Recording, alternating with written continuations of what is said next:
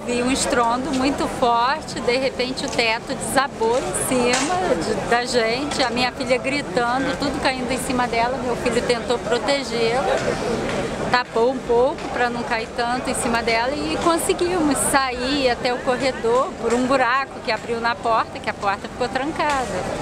Aí conseguimos sair até o corredor, quando olhamos estava tudo destruído, não tinha passagem como sair de lá.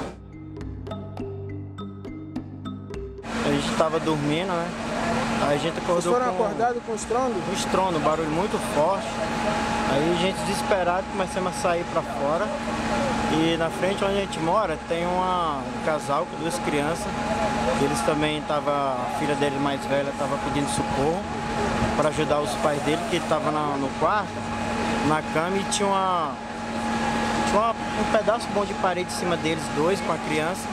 A gente correu, conseguiu levantar essa parede para puxar eles 3 de dentro, em cima da cama. E a gente foi andando nos escombros, tentando sair, caçando algumas brechas.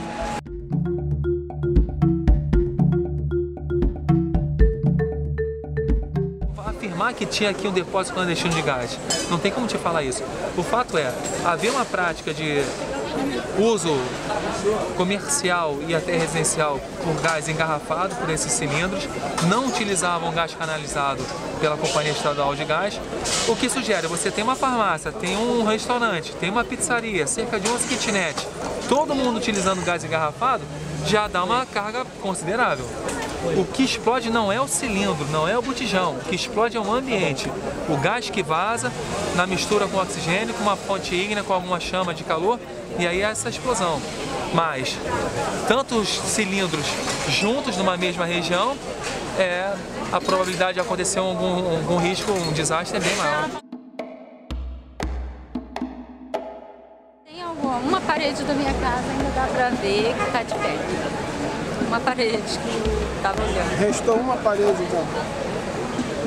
E a gente? Não sei como.